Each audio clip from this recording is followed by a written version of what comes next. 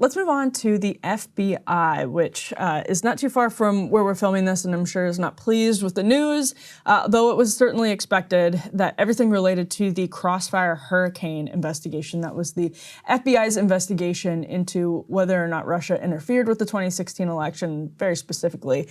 They would say it was broad, and Russia did interfere with the 2016 election, just not on the magnitude that they pitched to the press and then to the public over the course of years, but more specifically into whether Donald Trump colluded with the Kremlin in order to win the 2016 election. We can go ahead and roll this clip of Donald Trump officially ordering the declassification of everything related to Crossfire Hurricane yesterday. Next, sir, we have a presidential memorandum for your attention. This memorandum requires the immediate declassification of all FBI files relating to the Crossfire Hurricane investigation. This was obviously one of the instances of the weaponization of law enforcement powers of prosecution against you and others. We believe that it's long past time for the American people to have a full and complete understanding of what exactly is in those files. Which gives the media the right to go in and check it. You probably won't bother because you're not going to like what you see. But this was total weaponization. It's a disgrace. Should never happen in this country. But now you'll be able to see for yourselves, all declassified. Is that correct? Yes, sir.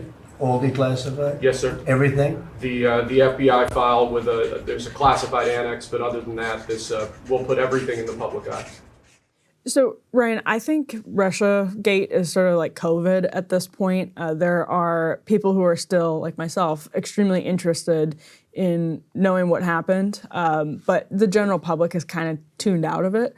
So I'm not sure that this is, some sort of grave threat to the FBI, because I don't know that it's going to generate major embarrassing news cycles, but surely it will generate some embarrassing information.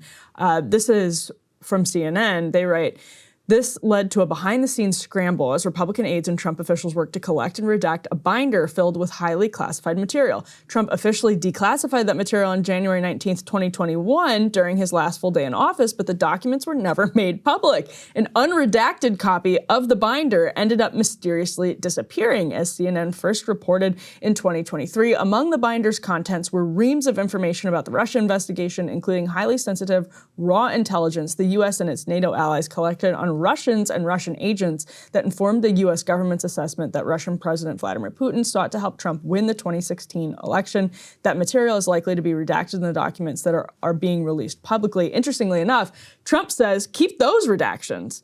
But CNN goes on to say the binder also included classified information about the FBI's problematic foreign intelligence surveillance warrants on Trump campaign advisor from 2017, interview notes with Christopher Steele, and internal FBI and DOJ text messages and emails. And that's important because some of the most damning information to come out of any investigation into Crossfire Hurricane has been from the Peter Strzok, Lisa Page text messages, where Strzok talked about the FBI having an insurance policy against Donald Trump winning the election. And the other thing, let's put this next element up on the screen. This is a tweet from Mike Davis, who, if you watch Bannon and War Room, you've seen many times. He pointed out, and I didn't know this, I checked it afterwards, he pointed out that Judge Boasberg, who is now at the center of the entire fight over the deportation flights that he ordered turned around, he was on the FISA court and ignored the sentencing recommendation for imprisonment and actually gave an FBI attorney named Kevin Clinesmith, who, again, people who are very deep in the Russiagate hoax remember his name very, very much. They gave him probation instead of imprisonment. He forged an email to use as evidence to surveil Carter Page, an American citizen. And this judge is the one who went with probation over imprisonment on it. So such a crazy knot of different things going on here. That thread I was not familiar with at all. I did not realize Boasberg had any part in that. Yeah, prosecutorial misconduct of that level needs some level of serious punishment. I mean, and that's like the left has been screaming about prosecutorial overreach, for hundreds of years. It's partly how you get the radical Bill of Rights in there. But yeah, so to like completely let him off the hook with just probation is Pretty good. So I mean, on the other, the guy's life was destroyed, I guess. But you can't do that. You can't frame people up in these secret courts to get the government spying on a campaign. It's outrageous. Yeah.